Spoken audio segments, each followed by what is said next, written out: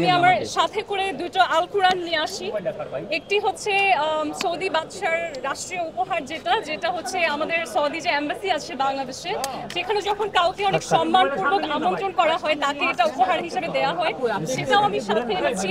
এবং একটা অনুবাদ বাংলা যেটা আমাকে হচ্ছে ঈসা নিজে কালেক্ট করে দিয়েছিল, সেটাও সাথে করে নিয়ে এসেছি। এবং আদালতে সেই কোরআন, যেই আল কোরআন আমাকে সাবেক রাষ্ট্রদূত ঈসা নিজে দিয়েছিলেন, সেটাই আমি আজকে হাতে করে সেটার উপরই শপথ নিয়েছি যে আমার সাথে আমাকে নিয়ে যে নোংরা মন্তব্যগুলো করা হয় সেগুলো কতটা ভিত্তিহীন, কারণ আমার সাথে ওই ধরনের সম্পর্ক কোনো পুরুষেরই নেই, এমনকি ঈসার নিজেরও নেই। সো আমি বিশ্বাস করি যে আপনারা যদি মুসলিম হন এবং সত্যিকার অর্থেই যদি ইসলামকে বিশ্বাস করেন, আমি এতটুকু কনফিডেন্সের সাথে বলবো যে আমার সাথে শারীরিক সম্পর্ক যেটা বলা হচ্ছে এটা কোনো পুরুষেরই নেই। আপু হঠাৎ করে আসলে কোরআন হাতে নিয়ে কেন আসলে আদালতে?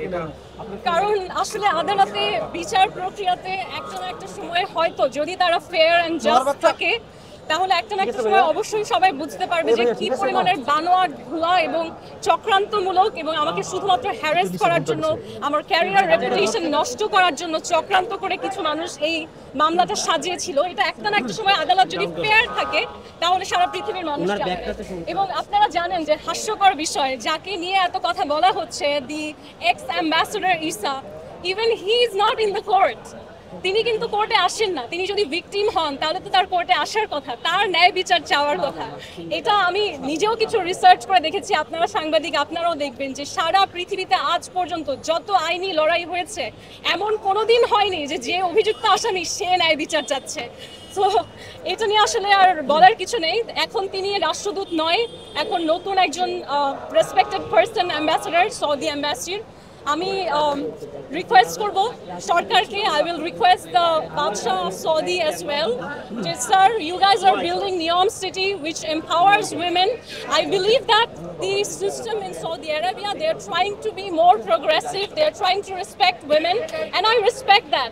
And I request the kings of Saudi Arabia, the crown prince, please sir, make this chaos stop, because it's not helping me or anybody. In fact, it's harming the reputation of me, of Bangladesh and of Saudi Arabia. So I really request the states, both the states, Saudi Arabia and Bangladesh, to please stop this chaos. Amake free koren, let me be free, let me go back to my life. I am tired of this, and this is why I brought the Quran and I took an oath on it that each and every allegation, specifically the allegation of me being with men, is 100% false. আপনার একটা প্রশ্ন, সেটা হচ্ছে যে আপনি একটা